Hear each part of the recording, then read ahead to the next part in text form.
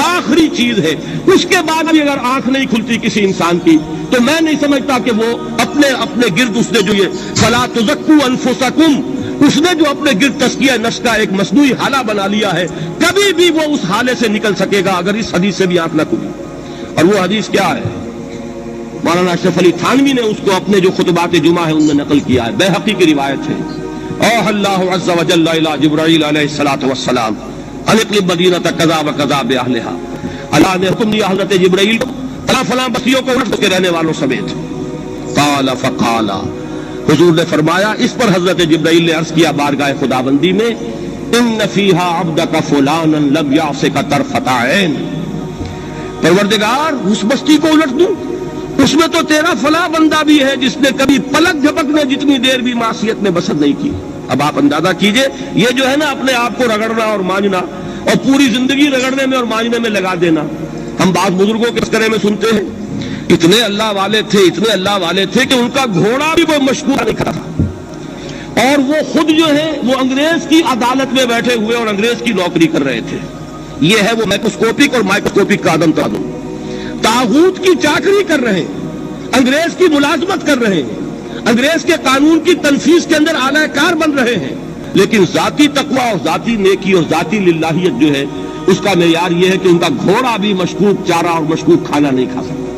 یہ ہے وہ عدم توازن، اس کو نوٹ کیجئے گا، جس کو کہ اس حدیث میں محمد رسول اللہ صلی اللہ علیہ وسلم نے واضح کر دیا کہ حضرت جبرائیل عرض کرتے ہیں کہ اللہ فلاں بستی کو الٹ دوں، اس میں تو تیرا فلاں بندہ بھی ہے جس نے پلک جھپکنے جتنی دیر بھی معصیت میں بسر نہیں کی۔ ذاتی نیکی کا اب اس سے اونچا کوئی مقام کوئی شخص مجھے اگر بتا سکے تو میں اس امید ہو جاؤں گا۔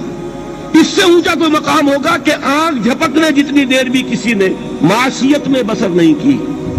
ذاتی نیکی کی معراج۔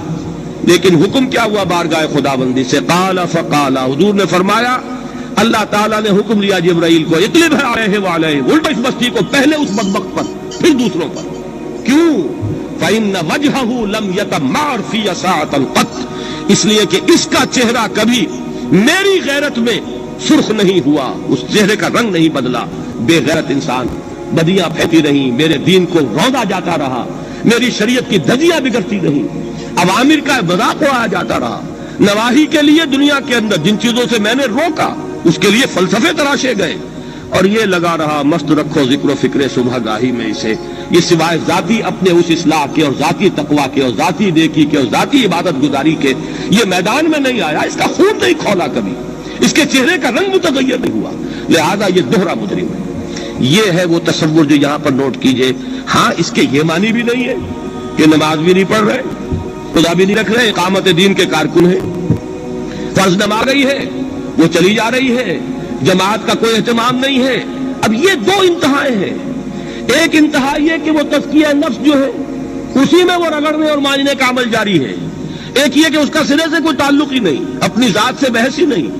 وہ کیفیت وہ ہو گئی ہے جو یہود کی آئی ہے قرآن مجید میں، کہ تامرون بالبر وتنسون انفسکم وانتم تتلون الکتاب، کیا تم لوگوں کو نیکی کا حکم دیتے اور اپنے آپ کو بھول جاتے ہو؟ یہ دوسری انتہا ہے۔ پھر وہی بات عرض کروں گا، وہی بال سے زیادہ باریک اور تلوار کی دھار سے زیادہ تیز راستہ ہے جس پہ چلنا ہوگا، کہ نہ یہ ہو کہ وہ مبالغہ ہو رہا ہو،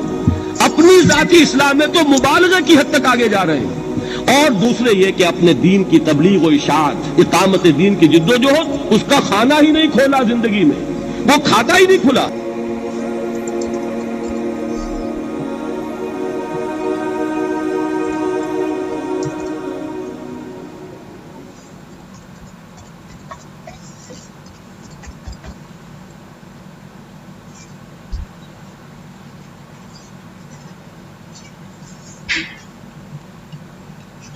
حقیقی ایمان، اب یہاں زمین و آسمان کا فرق آ جائے گا۔